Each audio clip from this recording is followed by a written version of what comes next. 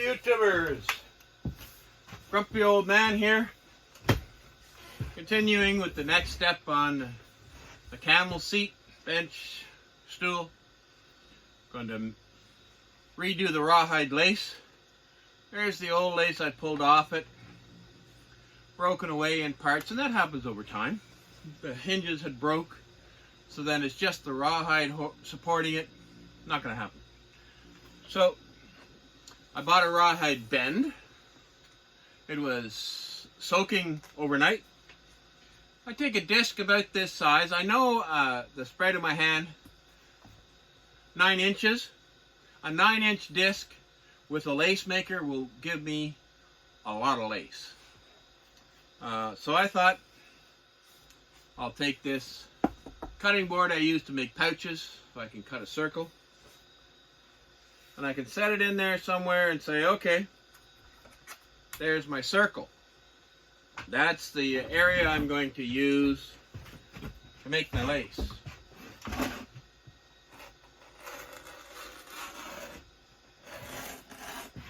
I have to be careful because the blade of the lace, or the rotary cutter, isn't quite thick enough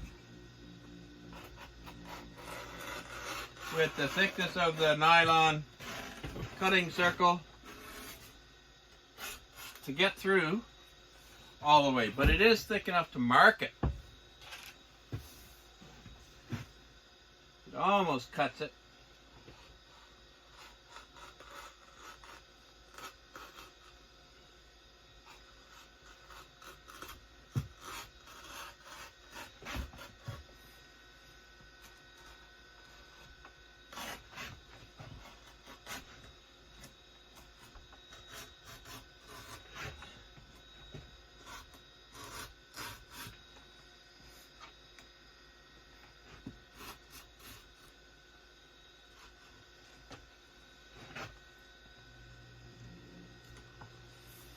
So that's a piece I can save for another day. Before I'm done with it though, I will roll it up, because once it's dry, it's not going to roll very nicely.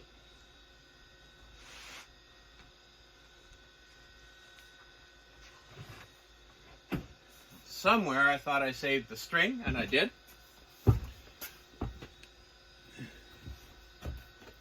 When they shipped it to me, it was rolled up in a large roll.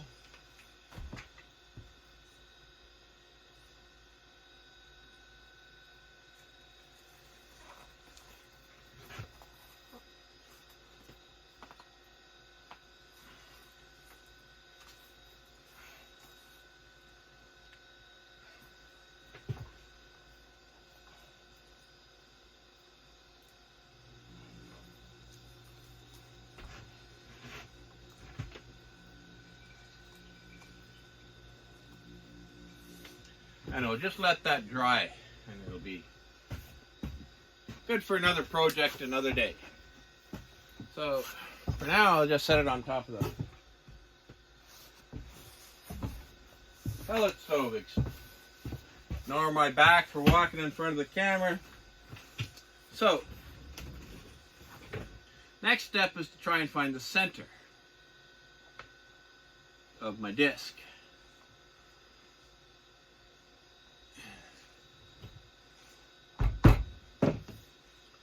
Enough to mark it. A thicker cutting surface for punching. I have a 3/4 inch punch.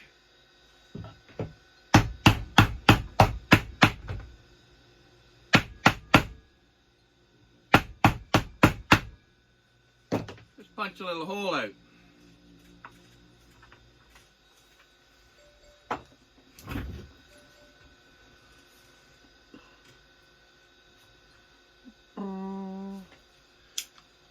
So, I have a lace maker. I'm hoping it'll work. I do a lot of leather with it. In fact, there's the black piece of chafe that came out from the last time I punched a piece of leather to make lace. I'll I'll show you what it looks like.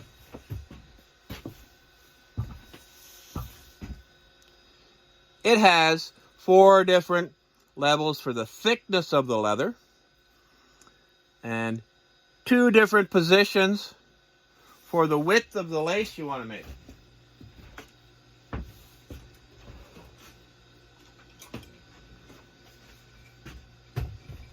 And I want to go wide. So I pull the top ring up to expose the blade. I pull the bottom ring down to expose the blade.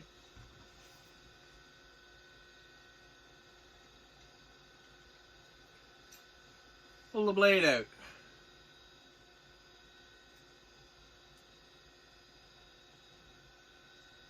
Carefully insert.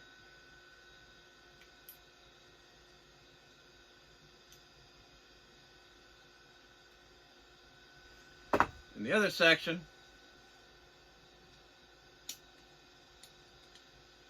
pull the ring down over top to lock it, and the ring from the bottom to lock it. Now I've got so much heat in this room, I can take this thing off.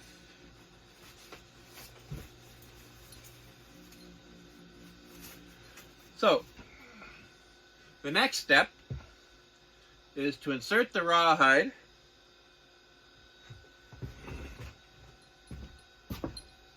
tool into it to the layer that I want. And I'm going to use the top one because it's the thickest.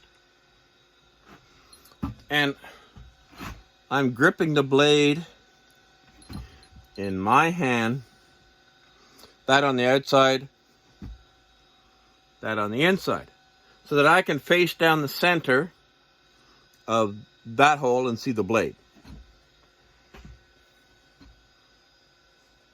The first little couple of times are going to be the toughest because I need the blade to cut into the rawhide in order to create the lace. And if that doesn't happen, which is not, I'm going to start it with a pair of scissors. It may be, can't remember the last time I had to cut lace.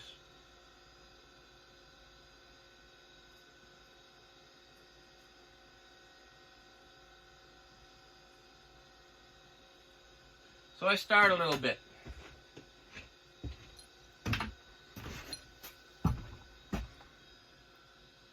Just a little sliver. And I feed it into the tool, the inside part.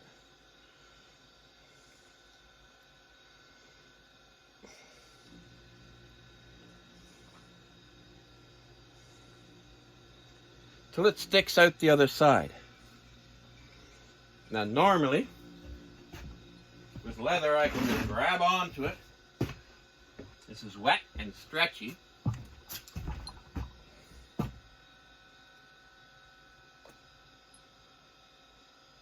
And it may not work until I let it dry out a bit.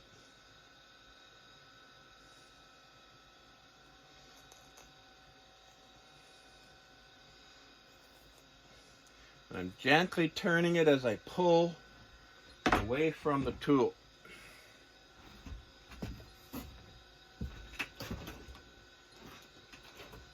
So I've gained about a ½ inch.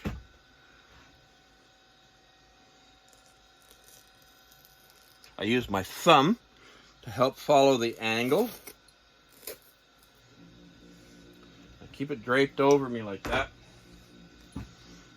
over my wrist. See, as I pull, the rawhide will turn.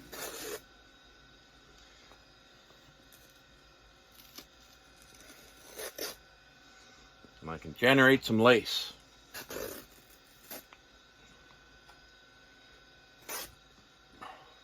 Careful that it stays in. Don't need it flopping around. So I gotta find a grip that works.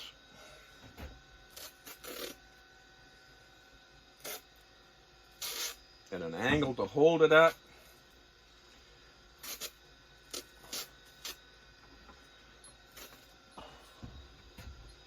My lace up off the dirty floor.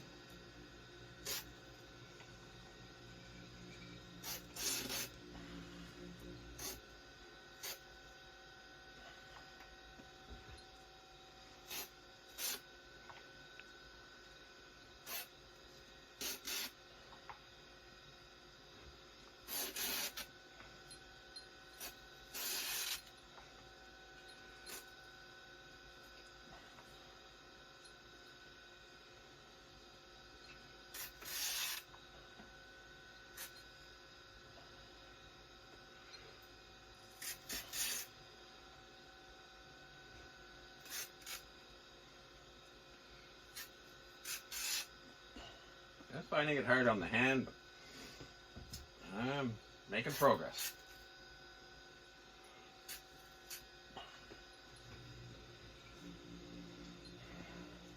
Don't have the grip that I used to. I'll find what works.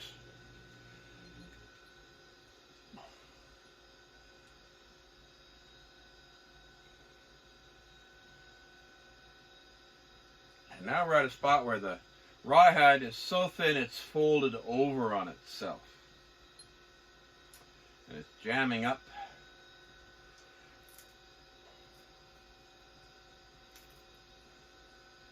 Pull it through and eliminate that wrinkle. And start over again.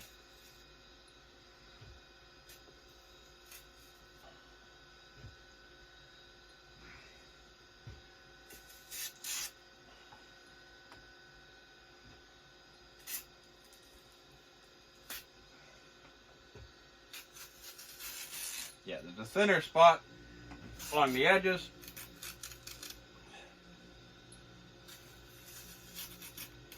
But even with the thin spot, you see how strong this rawhide is. There we go. So, rough estimate, 6, 12, 18, 24, 32, and maybe another 6 on there. About 38 feet of rawhide lace. Out of that one disc, this guy, 12 inches across. So a 12-inch disc on that width on the tool has given me almost 40 feet of lace. So now I'm just going to set that aside. May end up taking it back in the house, so I'll put it in the bin. I had turned down the heat so that you could hear me over the noise and stuff, the fan. So I'm left with a couple of pieces. I'll just save them. I know somebody with a dog. Dog's practically a bear. Just tie that into a big old knot.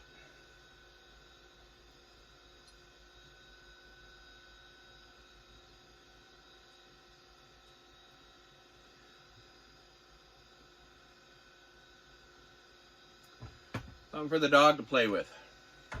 So there you go, folks. The next step. I'm stuck at this point. I was going to go get the hardware today. I see it's finally stopped snowing and raining for the moment.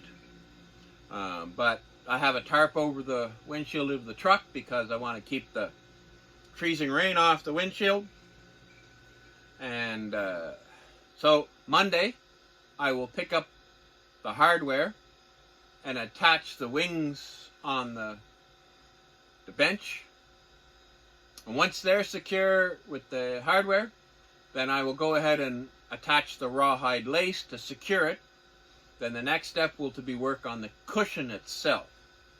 So thank you very much for paying attention to my saga with the the Camelback.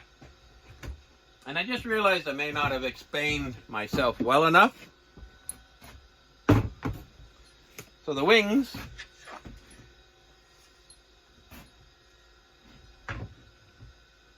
I can tell by the marks on the wood, top and bottom. They'll go on there. And they're hinged. Because that's the easiest way of attaching it to this angle and this angle is to use a hinge, and it'll give you some security. They're not meant to be folded. It's just meant to be a way of attaching them. Then the rawhide goes through the holes. There's holes here. And that secures those, and then the cushion will sit on top. So there is a better explanation as to what's going to happen with the Camelback chair. Thank you very much, and if you're not a subscriber, please do.